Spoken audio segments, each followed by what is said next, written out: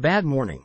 Witness testifies Trump stiffed banks for $168. November came in with a roar, and if it keeps going like it began, this will not be a good month for Donald Trump. And he sensed that this was going to happen. That's why he's frantically posted 74 times in the past 24 hours. Trump just thought things would go south a bit later in the day when his eldest son took the stand. But no, it got bad when the state's expert witness spoke and said that banks were defrauded out of a lot of money, which undercuts Trump's key defense, that the banks got paid back. So what are they bitching about, anyway? ABC News. The state's expert witness, Michiel McCarty, calculated that Donald Trump's lenders lost $168 million in potential interest between 2014 and 2023, according to a report he presented in court. McCarty's testimony appeared to reinforce a central tenet of New York Attorney General Letitia James's case, that Trump's misrepresentations in his financial statements cost banks potential earnings from interest, even if the banks made money on the loans.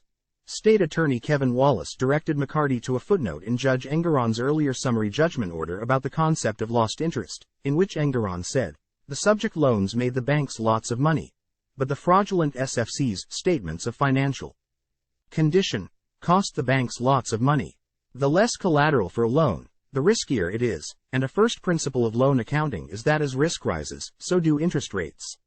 Thus, accurate SFCs would have allowed the lenders to make even more money than they did.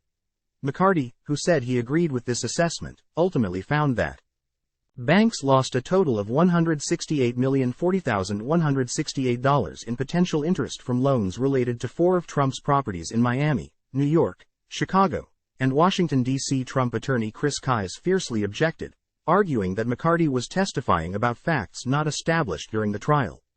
During questioning, state attorneys declined to ask a Deutsche Bank executive if the bank would have still done business with Trump had they known his financial statements were inflated. They are not ill-gotten gains. If the bank does not testify, it would have done it differently, Kise said. I decided these were ill-gotten, the judge Engoron replied. And that was not the first nor only terse exchange between the judge and Trump's white shoe law firm lawyer. Only 15 minutes into what is expected to be a 3-hour cross-examination, Judge Arthur Engoron snapped at defense lawyer Jesus Suarez for asking redundant questions. I see why this is going to take 2 or 3 hours. Some questions become 3 or 4 more questions, Engoron said, interrupting the cross-examination to request that Suarez shorten his questions. That prompted Trump lawyer Chris Kise to criticize Engoron for placing an unfair standard on the defense team. You never give them speeches. You never limit their questions, Kise said about Engoron's approach to the Attorney General's legal team. I think it's unfair. Kise stressed that the cross-examination of the state's sole expert witness is particularly important since his testimony is likely to play into the judge's calculation of Trump's potential fine. This witness is the only witness they have that even hints about ill-gotten gains, Kise said. Engoron, however, refused to back down. Time equals 400 ms. greater than. I stand by my rulings and statements, the judge said. Judge Engoron isn't taking crap from anybody. That's as it should be.